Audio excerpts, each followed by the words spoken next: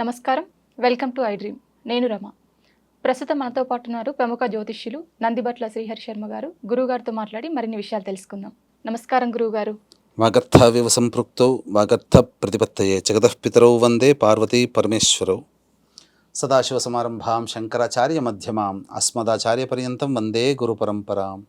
ఆదిత్యాయ చ సోమాయ మంగళాయ బుధాయ చ గురుశుక్రశనిభ్యశ్చ రాహవే కేతవే నమః. శృంగేరి పీఠాధిపతులకి కంచి పీఠాధిపతులకి నమస్కారములు తెలియచేసుకుంటూ కార్యక్రమాన్ని ప్రారంభిద్దాం. గురువుగారు, మనకు ఆగస్టు 4వ తారీఖు ఆదివారం రోజు అమావాస్య పుష్యమి నక్షత్రంతో పాటు వస్తుంది. మనకు సకల కోరికలు నెరవేరాలంటే ఆ రోజున ఏ విధమైన పరిహారాలు చేసుకోవాలి? ప్రత్యేకంగా ఏదైనా పాటించాలా? ఒకసారి వివరించండి. ఆదివారము అమావాస్య కలిసి వస్తే అద్భుతం. అలాగే పుష్యమి నక్షత్రం ఆదివారం కలిసి వస్తే పుష్యార్కర యోగం ఇంకా అద్భుతం. కానీ ఆదివారము అమావాస్య పుష్యమి నక్షత్రం ఈ మూడు కలిసి వచ్చినటువంటిది పరమాద్భుతం. అంటే అలభ్య పుణ్యతిథి అని అంటారు. చాలా అరుదుగా ఈ యొక్క కాంబినేషన్లో వస్తూ ఉంటాయి.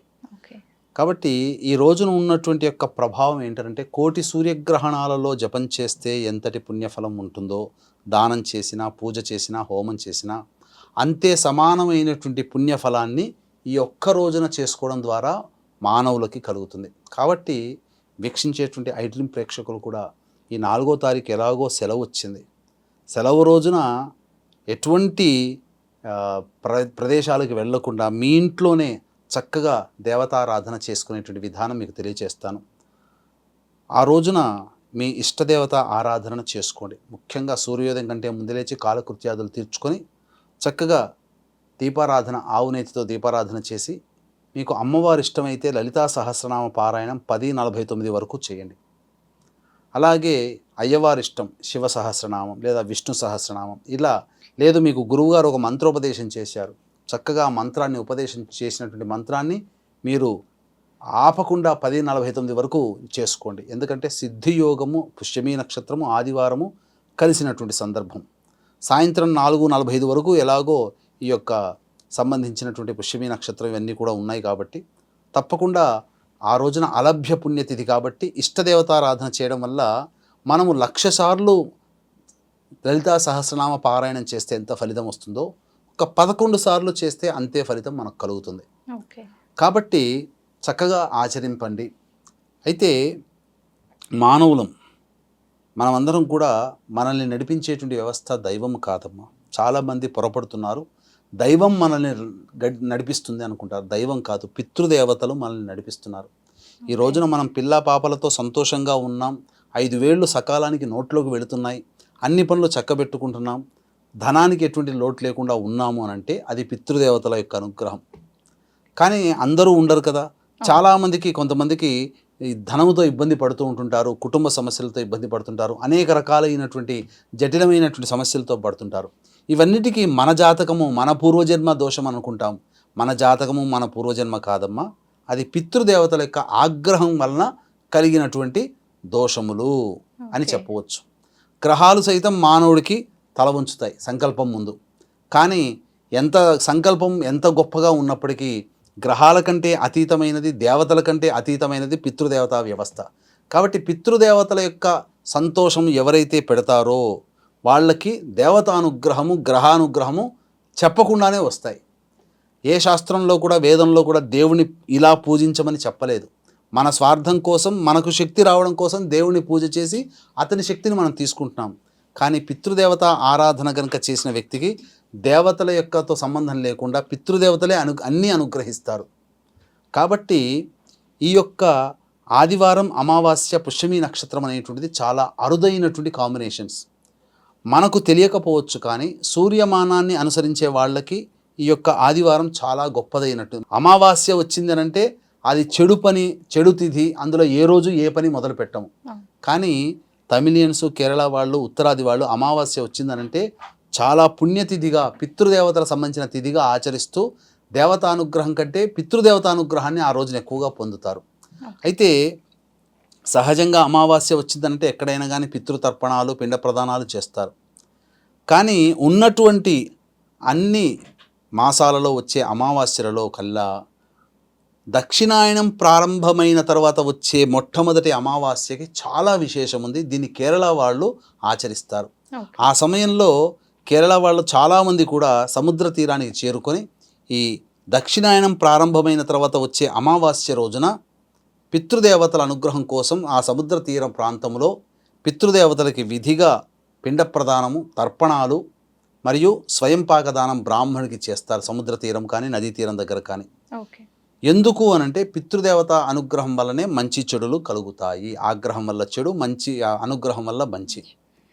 కాబట్టి ఈ యొక్క దక్షిణాయనం ప్రారంభమైనటువంటి మొట్టమొదటిది అమావాస్య ఈ ఆషాఢమాస అమావాస్య. కాబట్టి ఈ కేరళలో దీన్ని వావు బలి అని అంటారు. VAVU వావు బలి అని అంటారు దీన్ని. ఓకే. ఇది సంవత్సరంలోకెల్లా చాలా ప్రత్యేకంగా ఈ పితృదేవత అనుగ్రహం కోసం పిండ ప్రదానం అనేటువంటిది చేస్తారు. కాబట్టి వీక్షించేటువంటి ఐడ్రీమ్ ప్రేక్షకులు కూడా పోయిందేమీ లేదు. తల్లిదండ్రులు ఇచ్చినటువంటి దేహం ఇది. తల్లిదండ్రులు పెట్టినటువంటి పేరుతోనే మనల్ని రికగ్నైజ్ చేస్తున్నారు. తల్లిదండ్రులు రెక్కలు ముక్కలు ఓడ్చి కష్టపడి సంపాదించి చదివిస్తేనే మనం ఈ స్థితిలో ఉన్నాం. తల్లిదండ్రులు మనం అనుభవించడం కోసం ఇంత ఆస్తిని నిర్మింపచేసిపోయారు కాబట్టే మనం ఆ ఇంట్లో సుఖంగా ఉండగలుగుతున్నాం. కాబట్టి మనకు ఇంతటి ఆరోగ్యంగా మనం తిరగలుగుతున్నామనంటే తల్లిదండ్రులు పంచినటువంటి ఆరోగ్యం. కాబట్టి అటువంటి గతించినటువంటి తల్లిదండ్రులను తాత ముత్తాతల యొక్క జీన్స్ మనలో ఉంటున్నాయి. వాళ్ళ కోసం మనం కొంత ఖర్చు పెట్టుకోలేమా? కాబట్టి వీక్షించేటువంటి ప్రేక్షకులు ఈ యొక్క 4వ తారీఖు ఆదివారము అమావాస్య పుష్యమి నక్షత్రం కలిసినటువంటి రోజున ఇది పితృదేవతలకి విశేషమైనటువంటి రోజు. ఎందుకంటే జ్యోతిష శాస్త్రం ప్రకారము పితృకారకుడు అందరికీ తెలిసిందే రవి. అది ఉదయం నుంచి సూర్యాస్తమయం వరకు మధ్యలో పుట్టిన వాళ్ళకి పితృకారకుడు రవి అవుతాడు. అలాగే సూర్యాస్తమయం నుంచి మళ్ళీ సూర్యోదయం వరకు మధ్యలో పుట్టినటువంటి వాళ్ళకి పితృకారకుడు శని అవుతాడు. కాబట్టి ఇట్టికి శనికి సంబంధించిన నక్షత్రం పుష్యమి, రవికి సంబంధించినటువంటి తిథి ఆదివారము, అలాగే వారము, అలాగే రవికి సంబంధించినటువంటి తిథి అమావాస్య. కాబట్టి ఏ రకంగా చూసినా రాత్రి పగలుకు సంబంధించినటువంటి పితృకారకులైనటువంటి రవిశనులు కలిసి ఉన్నటువంటి రోజుగా చెప్పబడింది. కాబట్టి పితృదేవతల కోసం చేసేటువంటి పూజ వల్ల మీ పితృదేవతలు సంతోషపడతారు. ఈ రోజున మనం రోడ్డు పక్కన చూసినటువంటి అభాగ్యులకి అన్నార్తులు దొరకకుండా ఇబ్బంది పడుతున్నారు అంటే వాళ్ళు గత జన్మల్లో ఎక్కడో పుట్టుంటారు. ఆ జన్మలో పుట్టినటువంటి వారసుల వాళ్ళు ఇప్పటికీ కూడా పిండ ప్రదాన కార్యక్రమాలు చేయలేకపోవడం వల్ల వారు ఈ స్థితిని అనుభవిస్తున్నారు. మళ్ళీ జన్మ ఎత్తి ఇటువంటి దుర్భరమైనటువంటి దారిద్ర్యాన్ని అనుభవిస్తున్నారు. కాబట్టి అటువంటిది మన కుటుంబంలో మళ్ళీ మనల్ని కన్నా తల్లిదండ్రులు మళ్ళీ ఎక్కడో పుడతారు. వాళ్ళకి అటువంటి స్థితి రాకూడదనంటే వారసులుగా మనం ఈ యొక్క పితృదేవతానుగ్రహం సంబంధించినటువంటిది చేయాలి. ఏం చేయాలి? ఆ రోజున మీకు నది కానీ సముద్రం కానీ అందుబాటులో ఉంటే ఇంట్లో మొట్టమొదలుగా మీ పితృదేవతలు అంటే తల్లి కావచ్చు, తండ్రి కావచ్చు, తాత ముత్తాతలు ఎవరైనా కావచ్చు, వాళ్ళ చిత్రపటానికి చక్కగా అలంకరణ చేసి పొట్టు పెట్టి ఆ చిత్రపటానికి పూలమాల వేసి దక్షిణ దిక్కుగా పెట్టి పూలమాల వేసి అగరవత్తి దీపారాధన అవన్నీ చేసి నైవేద్యం పెట్టిన తర్వాత నదీ తీరం కానీ సముద్ర తీరం కానీ వెళ్ళండి, లేదా చెరువు గట్టునైనా వెళ్ళండి, లేదు ఇంట్లోనైనా కానీ బ్రాహ్మణుని పిలుచుకుని వచ్చి విధిగా పిండ ప్రదానము, తర్పణాది కార్యక్రమాలు ఆ బ్రాహ్మడికి స్వయంపాకదానంతో తగు దక్షిణతో ఇవ్వండి.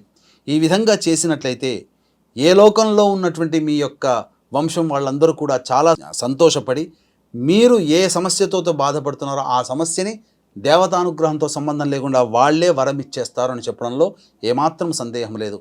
కాబట్టి ఇట్టి ఆదివారం అమావాస్య పుష్యమి నక్షత్రం కలిసినటువంటి అలభ్య పుణ్యతిథి కాబట్టే గత జన్మలలో ఎన్నో కర్మదోషాలు చేసుకుని ఉంటాం. కాబట్టి ఆ కర్మదోష నివారణకి మరియు ఎదుటి వాళ్ళని తెలిసి తెలియక ఇబ్బంది పెట్టి ఉంటాం కాబట్టి వాళ్ళ వల్ల శాపాలు పొంది ఉంటాం కాబట్టి ఆ శాప విమోచన హోమాదులు మరియు వృషభ మిథున కర్కాటక సింహతుల వృశ్చిక మకర కుంభమీన రాశిలో జన్మించిన వారికి శనిదోష నివారణ హోమాలు, విద్య ఉద్యోగ వివాహ దాంపత్య అనారోగ్య సమస్యలకి 18 రకాల హోమాదులు కేవలం 1500 రూపాయల రుసుముకి మీ గోతనామాలతో చేయించడం జరుగుతుంది. ప్రతి నెల సంవత్సరం మొత్తం కూడా కుటుంబ సభ్యుల గోతనామాలతో కూడా నమోదు చేసుకునే అవకాశం ఉంది. అవకాశం ఉన్నవాళ్ళు కార్యక్రమ తదనంతరం కాంటాక్ట్ చేసి పూర్తి వివరాలు తెలుసుకోవచ్చు. నిజంగా చాలా చక్కగా వివరించారు గురుగారు. ధన్యవాదాలు. సర్వం శ్రీ ఉమామహేశ్వర పరబ్రహ్మార్పణమస్తు.